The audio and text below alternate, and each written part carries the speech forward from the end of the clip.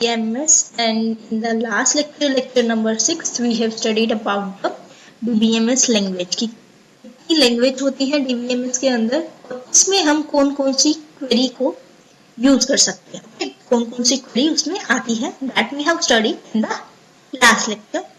So today we are going to study the next topic, DBA and its responsibility. Application programmer क्या होते हैं, and users क्या होते हैं, DA क्या होता है, and the work of the all of these members. Okay, so let's start. So sorry for late posting the video, some busy schedule. Okay, so this is the last lecture of unit number 1. Means unit number 1 का जो syllabus है वो इस lecture के बाद आपका complete है. After that we will start the second unit and we will do it very fastly. Okay, so let's start. तो फर्स्ट है DBA. DBA कौन होता है, उसकी रिस्पॉन्सिबिलिटी क्या होती है. DBA क्या है?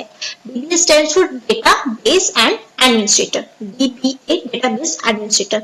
तो DBA का मेन रोल क्या है, मतलब वो डेटाबेस को मैनेज कर रहा है कि हमारे पास डेटा है, वो डेटा हमने डेटाबेस के अंदर स्टोर कराया, उसको हम एक्सेस की मतलब एक सॉफ्टवेयर की हेल्प से डेटाबेस के अंदर स्टोर कराया DBMS में. ठीक है, तो वो DBMS क्या है, एक सॉफ्टवेयर ही है, उसके अंदर हम डेटाबेस बना रहे हैं जिसमें हमारा डेटा स्टोर है. डेटाबेस क्या है, कलेक्शन ऑफ डेटा, मतलब कलेक्शन ऑफ डेटा को DBMS के अंदर हम स्टोर करा रहे हैं. तो वो उस डेटाबेस को मैनेज करने का, सिक्योर करने का, उसको मेंटेन करके रखने का, कौन सी चीज कहाँ स्टोर करनी है, उसकी सिक्योरिटी इश्यूज, उसको DBMS को इंस्टॉल करने का काम, DBMS को कॉन्फ़िगर करने का काम, उसकी performance time to time check करना कि कोई अगर रिट्राइव करना चाह रहा है तो टाइम टू टाइम रिट्राइव कर पा रहा है या नहीं कर पा रहा, अच्छी परफॉर्मेंस दे रहा है, एफिशिएंसी अच्छी है या नहीं है, बैकअप देना टाइम टू टाइम. ठीक है, अगर कोई फेलियर हो गया तो रिकवरी लेना. ठीक है, कोई इशू आ रहा है तो उसको ट्रबल शूट करना. सहारा का सारा काम A to Z किसका होता है, DBA का. तो DBA एक ऐसा बंदा है जिसको सब कुछ आता होता है, सब कुछ. ठीक है, तो let's study. DBA stands for database administrator. Role of DBA, data को मैनेज कर रहा है, मेंटेन कर रहा है, सिक्योर कर रहा है. ओके, नेक्स्ट क्या है, की रिस्पॉन्सिबिलिटी. की रिस्पॉन्सिबिलिटी में क्या आता है कि वो डेटाबेस को डिजाइन कर रहा है, ठीक है, उसको इंस्टॉल कर रहा है, कॉन्फ़िगर कर रहा है. नेक्स्ट उसकी परफॉर्मेंस को मॉनिटर कर रहा है टाइम टू टाइम.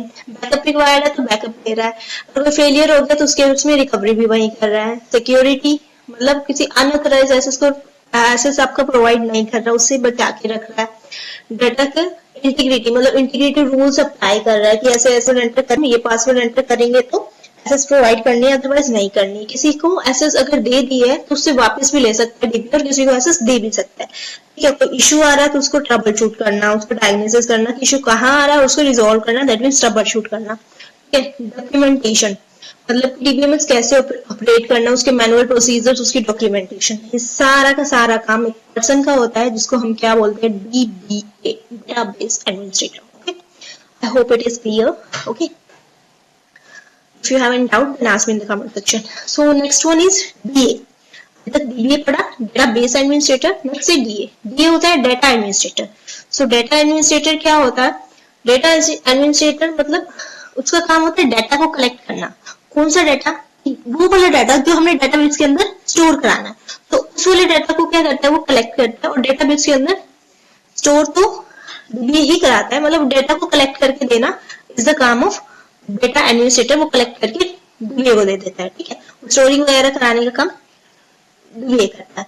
अब नेक्स्ट इसका और क्या काम होता है कि ये एक ब्लूप्रिंट डिजाइन करता है, ये वाला डेटा यहाँ स्टोर होना चाहिए, इनके बीच में आपस में ये रिलेशन है, तो ब्लूप्रिंट तैयार करके दे देता है, डिजाइन तैयार करके दे देता है किसको, DBA को. और DBA फिर उसके आगे का जो काम है वो अपने आप को संभाल लेता है. मतलब DBA के नीचे का थोड़ा सा लेवल जो है वो DBA का होता है.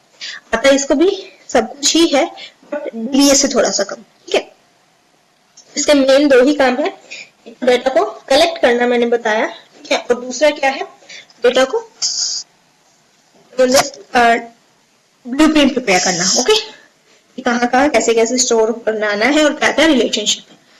सो DA डेटा एडमिनिस्ट्रेटर इसलिए रिस्पॉन्सिबल है डेटा एलिमेंट्स को डिफाइन करने के लिए. अब डेटा एलिमेंट्स क्या होते हैं, स्मॉलेस्ट यूनिट ऑफ डेटा को हम क्या बोलते हैं, डेटा एलिमेंट्स. ठीक है, उनके नेम्स, उनके रिलेशनशिप विद डेटाबेस एनालिस्ट के साथ उनकी क्या रिलेशनशिप है. सो ये काम किसका होता है, वही ये बताता है कि डेटा कौन कौन सा डेटा रिक्वायर्ड है, कहाँ से कहाँ कैसे कैसे फ्लो करेगा, वो DBA को जाके बताता है. ठीक है, तो डेटा गवर्नेंस मतलब कि डेटा की कौन कौन सी पॉलिसीज हैं, डेटा की क्वालिटी कैसी है, ये सब चेक करने का काम डीए का होता है। डेटा मॉडलिंग मतलब डिजाइन प्रिपेयर करके देता है किसको, डीबीए को। फिर है डेटा की क्वालिटी देखता है, टाइम टू टाइम मतलब जो डेटा रिक्वायर्ड नहीं है उसकी क्लींजिंग करना, ठीक है, कि ये वाला डाटा रिक्वायर्ड नहीं है, अब ये वाला रिक्वायर्ड है।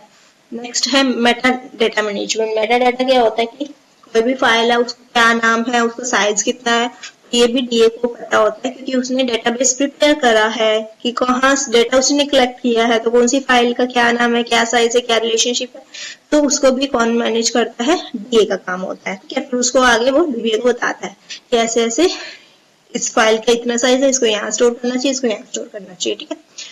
तो मतलब ओवरऑल जो लाइफ साइकिल है कि डाटा को अचीव करके रखना है वो अचीव भी कर सकता है, डिलीट करना है तो वो डिलीट भी कर सकता है, तो ये काम होता है डीए का।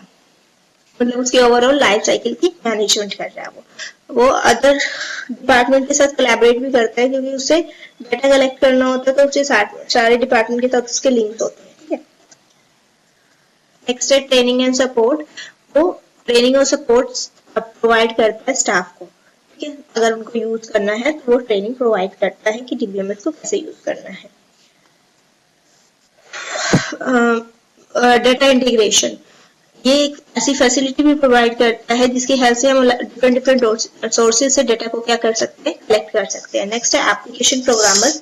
एप्लीकेशन प्रोग्रामर कौन होता है तो ये भी एक पर्सन ही, ये क्या काम करता है मतलब अगर इसने डेटा को एक्सेस करना है, नॉर्मल यूजर क्या कर रहा है, क्वेरी लिख के डेटा को एक्सेस कर रहा है, बट एप्लीकेशन जो है वो किसी ना किसी प्रोग्रामिंग लैंग्वेज में हम अपनी क्वेरी को लिखते हैं, प्रोग्राम्स लिखते हैं और फिर डेटा को एक्सेस करते हैं, तो उनको हम बोलते हैं एप्लीकेशन प्रोग्रामर, ठीक है।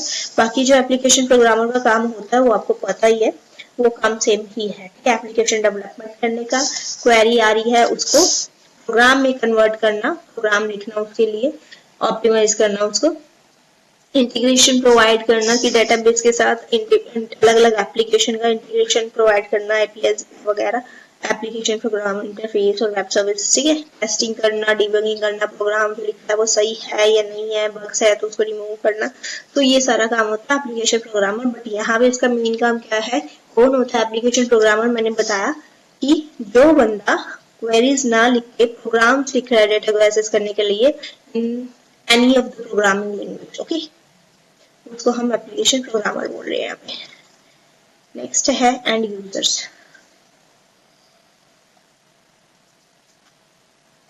एंड यूजर्स क्या होते हैं, पर्सन्स होते हैं, ठीक है।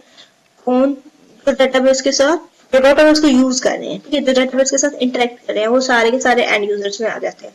एंड यूजर्स में सबसे पहले आता है कैजुअल यूजर। कैजुअल यूजर वो होते हैं जो डेटाबेस के साथ फ्रीक्वेंटली इंटरेक्ट करते रहते हैं, मतलब उनको बहुत कुछ आता होता है बट थोड़ी बहुत मिनिमल ट्रेनिंग की रिक्वायरमेंट होती है, बाकी सब कुछ उन्हें आता होता है, ठीक है।